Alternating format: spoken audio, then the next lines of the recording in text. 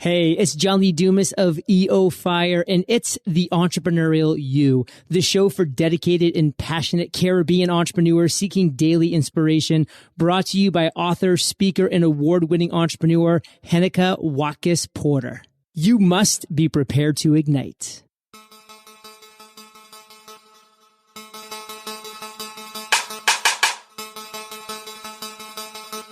It is fatal to enter a war without the will to win it. Douglas MacArthur.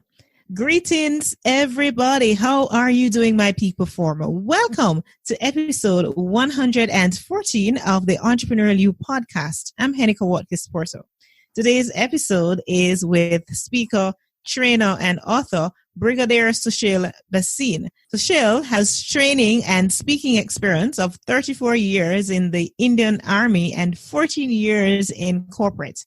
His forte is leadership and teamwork. In 14 years, he's conducted over 550 corporate training workshops. He's the author of 2 books, Design Your Life and $1 Million Second, published by CNBC TV 18. I'm so excited for us to talk about entrepreneurial lessons that we can learn from the Army. Welcome, Brigadier Sushil. How are you?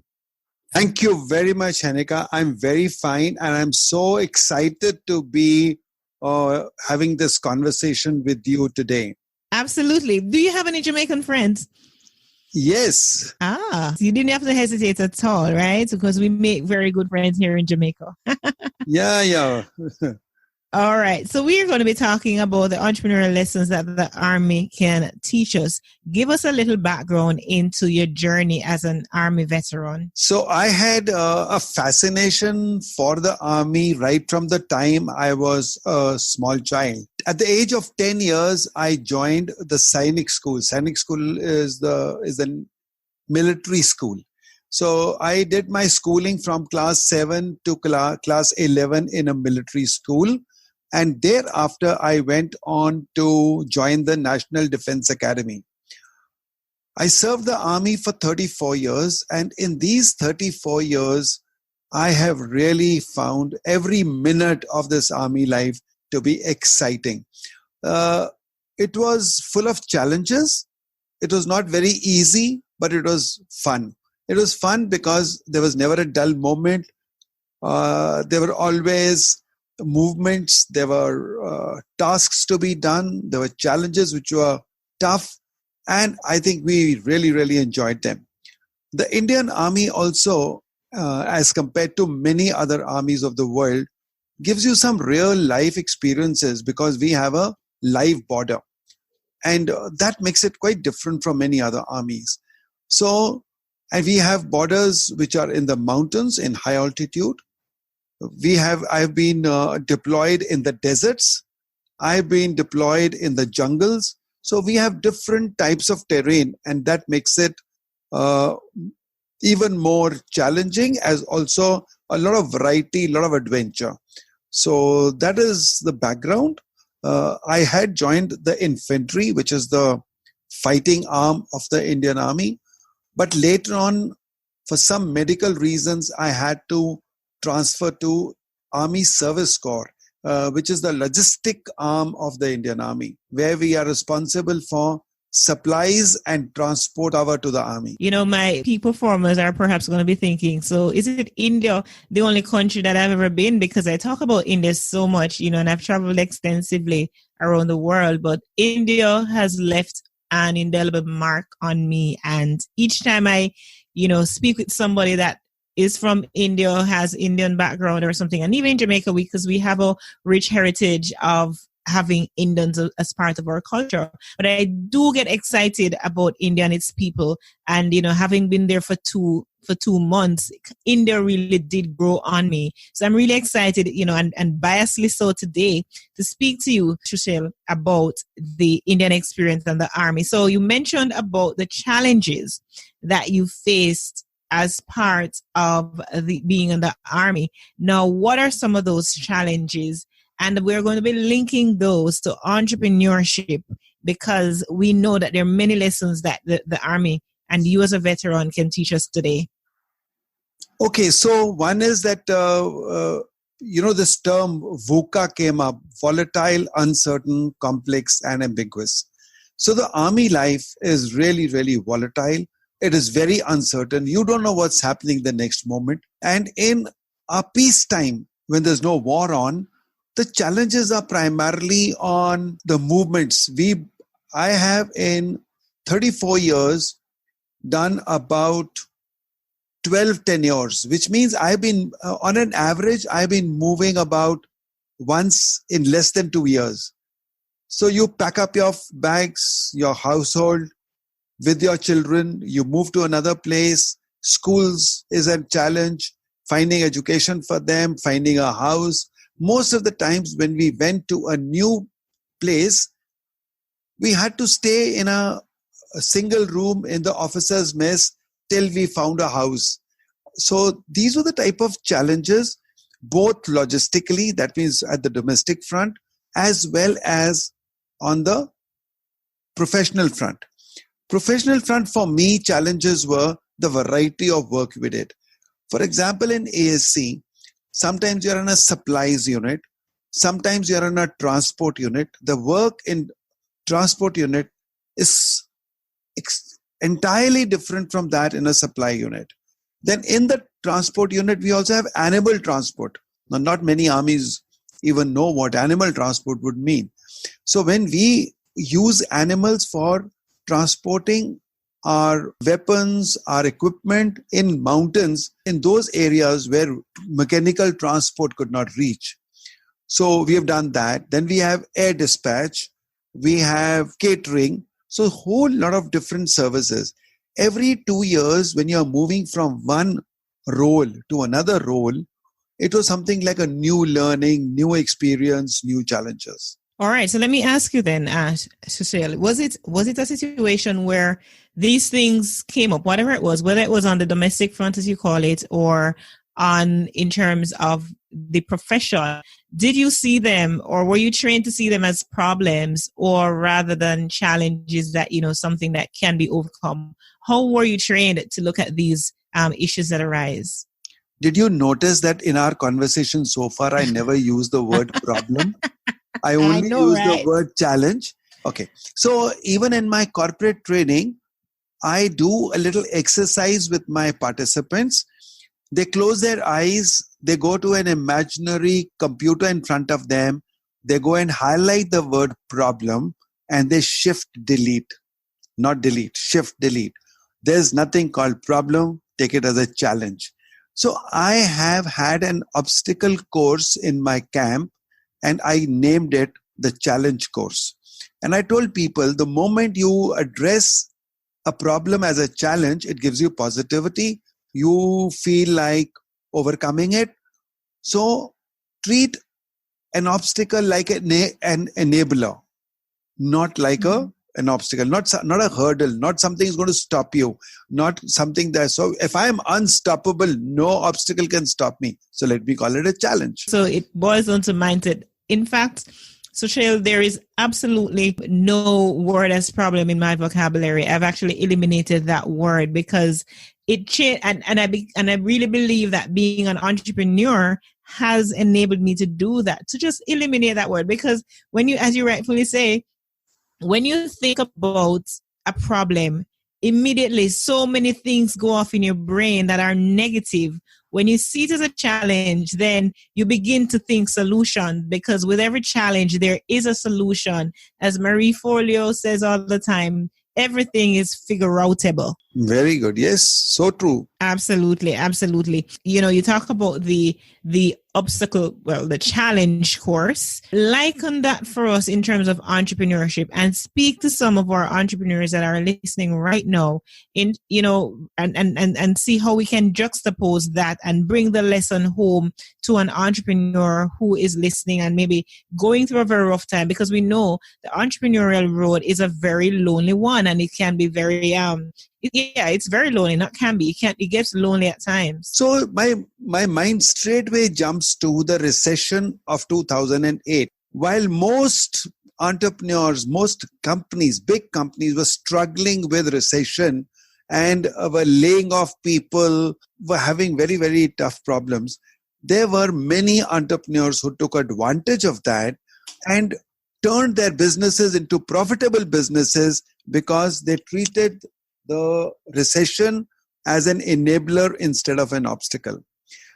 Whenever the market is down, whenever there is the taxation changes or something goes wrong, like in India, we had a demonetization. While an ordinary entrepreneur will be focusing on the problem, there are some who are intelligent enough to find out the opportunity in that problem. And that is what the army taught us, that for everything negative, find what's positive about it. So from an entrepreneur's angle, if you look at your customer, that, okay, if this is the environment in which we are living, what is it that a client is looking or a customer is looking for? And can you quickly provide them a solution according to the need of the hour? So when you were on the battlefield, did you always have all the information that you needed to make a decision immediately? Never. You always had incomplete, vague, and absurd information. You had to always put pieces together. You also had to guess the voids and take a decision. There is no way at times. Why only in battle? If I'm going on the road and a boy is crossing the road, I have to suddenly decide whether I need to brake or swivel my car to the left or right. Life doesn't give us time to decide many times. So one has to be trained to think on the feet, and that is the time your intuition comes in. That is the time your experience comes in. So I think entrepreneurs are just like warriors. Yeah. I tell my clients, and when I do workshops for entrepreneurs. I even do some coachings for one-on-one or group coachings. And I tell them, this is the time when you must look at making your decisions suddenly and learn to think on your feet. I have a quote, which is also my prayer. And I say, God, give me the strength to cope up with the consequences of the decisions I take. Whatever good decision you may take, it may always not end up as a good decision. But having taken a decision, one should have the capability of handling the consequences. And if that is what you're strong at, and that is all a mind game. So then, what I'm hearing you say right now, Sushil, is that once you become an entrepreneur, it's like you automatically now begin to learn how to navigate things, because you have to think on your feet sometimes. And even when you take a decision, the problem is not, the decision that you may have taken, because you need to take a decision, but also knowing that you've taken a decision to be able to live with the consequence of that decision you make. Because at any given time, there are a myriad of choices that you could have taken, but the ability now rests in how then do you deal with the consequences of whatever decision that you have taken, and to stick with that regardless, and perhaps even make tweaks when they're necessary, if it is that it allows for that at the moment in time to make those tweaks. Absolutely. You just bang on. That is what it is.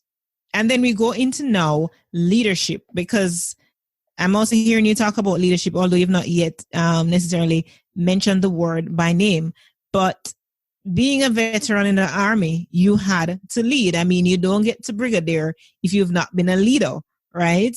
So tell me about some of those qualities that would make you a leader, that would have taken you to that position for you to be leading in the army, being someone that is making decisions on the spot, somebody who is, regardless of what decision you make, you now know that you have a group of men or women that you are responsible for because you've taken certain decisions.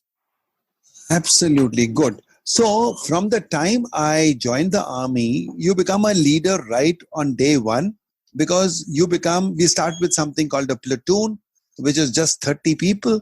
So you start leading 30 people. That's the beginning of your career. And then you keep going up and it gets more and more complex. The basics that we learned, and I practiced them throughout my career. One was that you are responsible 100% for the men you command. That means you have to understand that you are, as a leader, responsible for not only yourself, but actually for the focus has to be not on you, but the people you lead.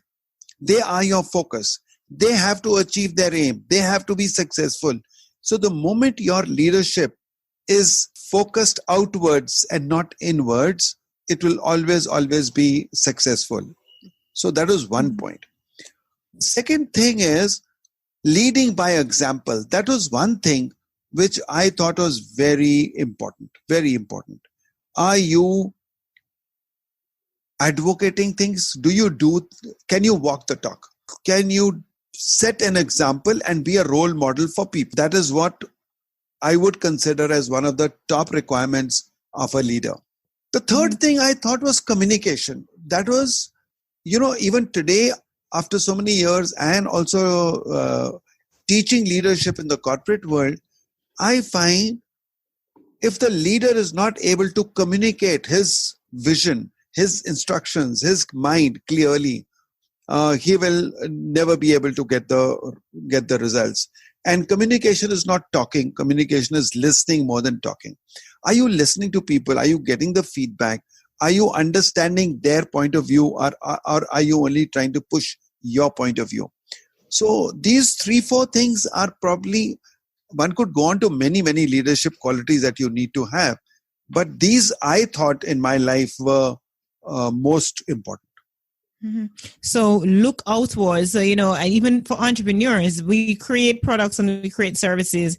And many times, because we're so intimately and integrally invested in it, we are focused on what we want for ourselves and how it makes us feel. And sometimes we neglect to focus on the market that we're targeting, focus on our audience, focus on those that we're making and providing a service for. So that is very, very critical, that you look outward and not look within in terms of yourself. And secondly, as you mentioned, to lead by example, right?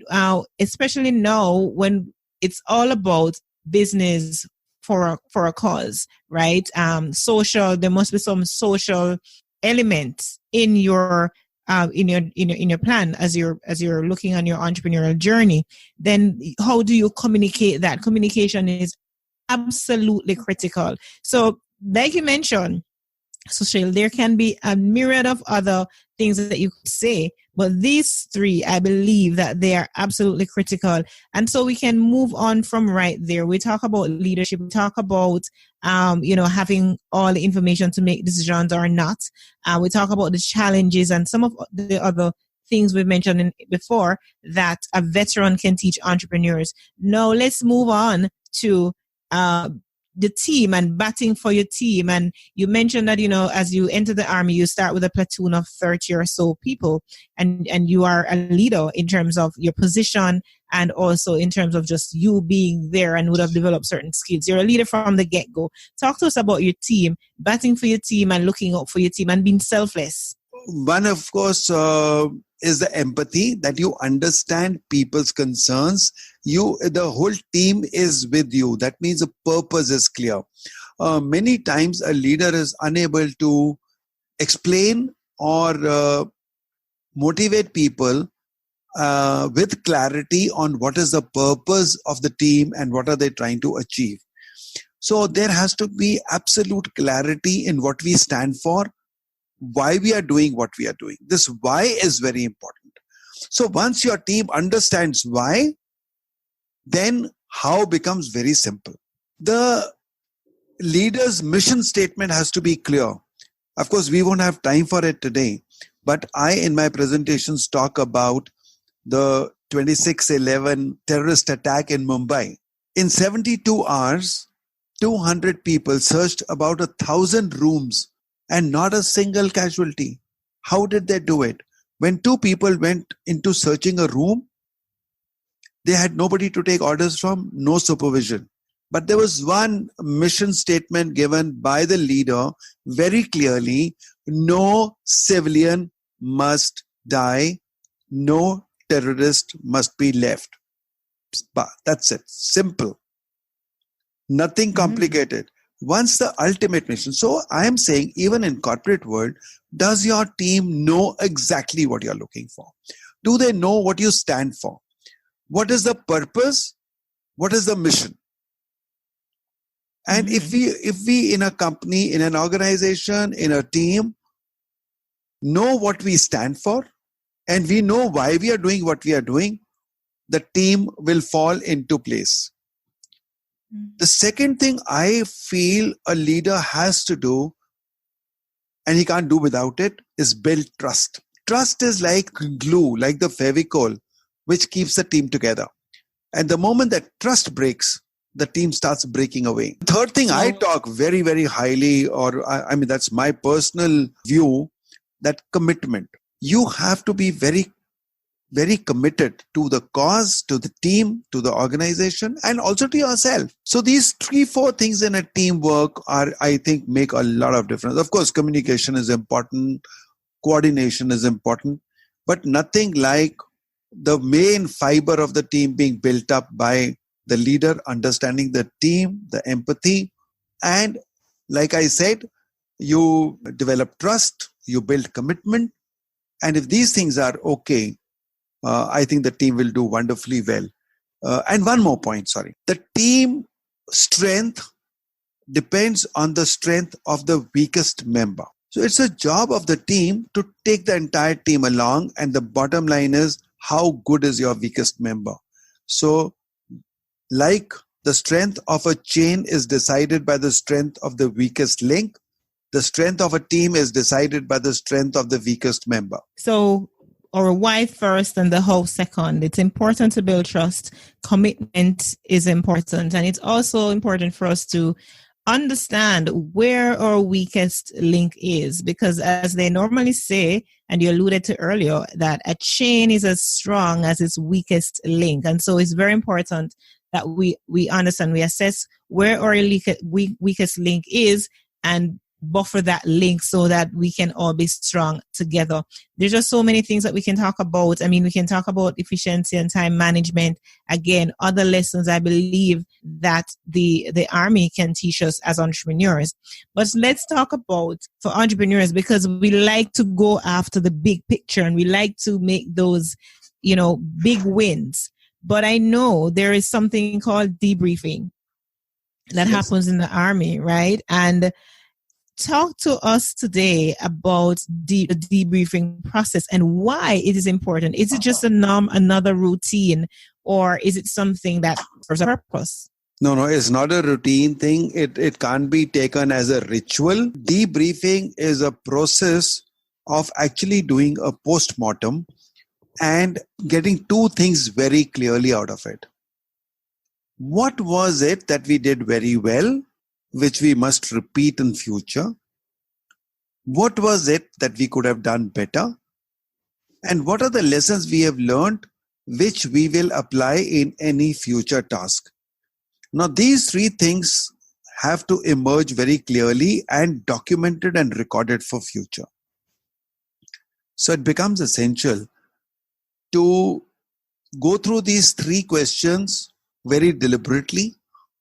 And my strong recommendation to anyone who's doing the debriefing process as an entrepreneur, what I learned from the Army is, first give everyone else a chance. The leader should be the last one to speak. Let the views that are coming belong to the team. Let the focus be on the team. Let the importance be on each member of the team, that they contributed to the success. And therefore, let them have their say. And in the end, you should only facilitate the overall result. Also in debriefing, I have found, and we have seen in the Army people making that mistake of being focusing and stressing on the mistakes made, which ends up in blame games, which ends up in negativity. I think it's very important to follow that system, which I say it's like an injection. That first, like if you go for an injection, the nurse would take a swab of cotton and put some spirit and soften your skin. So the first thing you have to do is, oh, very well done. You did very good. Focus on a few. It shouldn't be artificial. Focus on a few things that really went well. And then now is the medicine part of it. Now is the bitter part of it. And then you say, and this is where things could have been better. And in the end, again, sum it up by saying, but overall, you've done a great job. If I told you what could have been done better is only for future, that doesn't mean you didn't do a good job.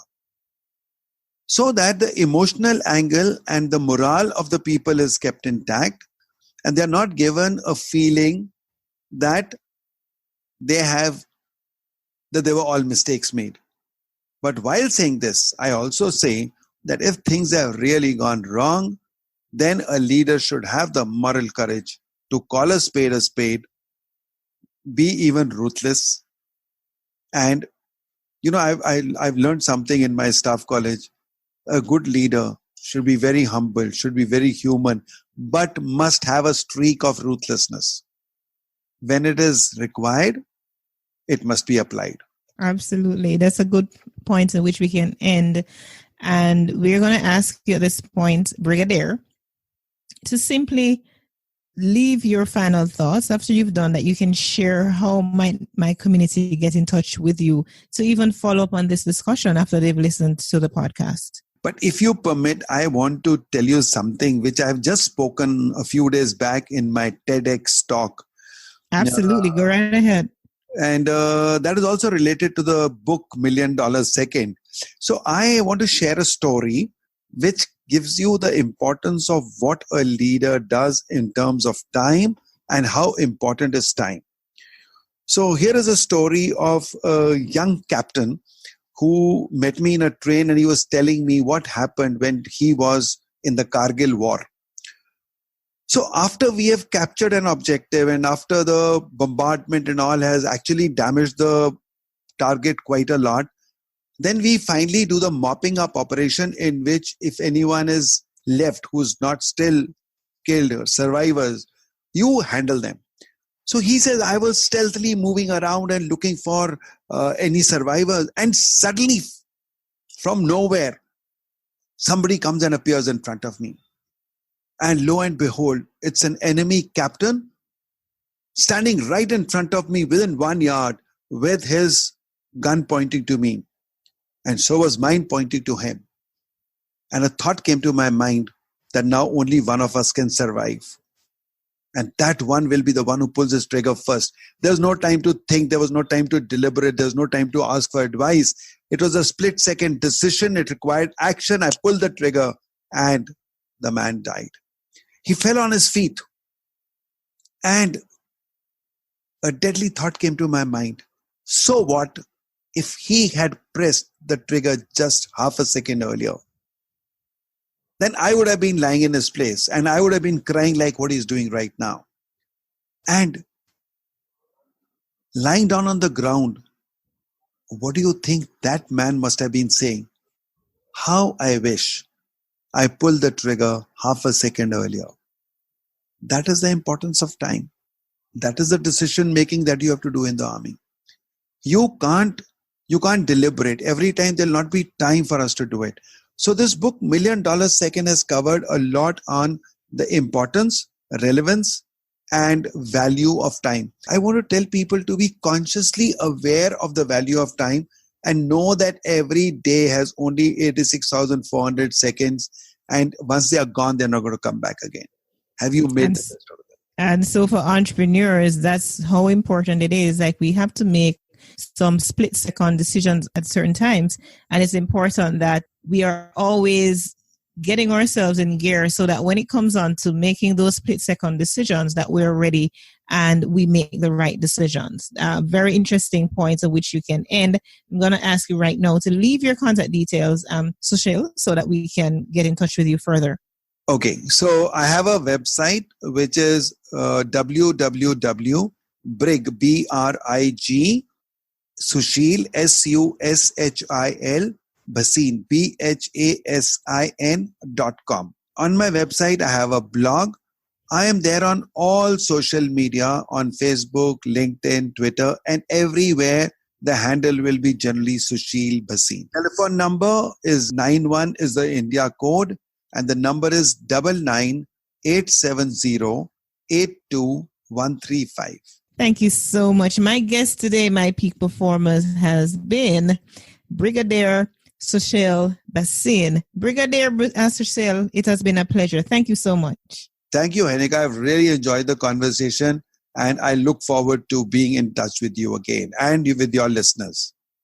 Absolutely. And thank you, my peak performers, for tuning into this episode with Sushil. He has been so gracious with his time and his insights. I look forward to connecting with you next week. Until next time, visit HenekaWatkis-Porter.com and see which of my programs will serve you as your inspirational leader. I have several resources that you can leverage to level up. And today, I want to encourage you to check out my online podcast course or sign up for a live upcoming workshop. Remember, visit HenekaWatkis-Porter.com and you will find lots of value to help you on your leadership and entrepreneurial journey. Remember, you were born to win, but to be a winner, you must plan to win, prepare to win, and expect to win. What good? We needed to raise capital, but our experience with local financial institutions was that they were cautious and slow to act, and interest rates were far too high. We had real concerns about financing our business through outside equity investors and the possibility of interference. Could we get a fair valuation for our business? We had our own ideas about the business and its value. Should I go the traditional route of bank financing, or should I try the Jamaica Stock Exchange? So we made a call and experienced transformation of our business through conversations. I'm John Mahfood, CEO of Jamaican Teas, and we're listed on the Jamaica Stock Exchange. Give us a call today at 876-967-3271 to begin your transformation through conversation. We want to see your company listed on the Jamaica Stock Exchange.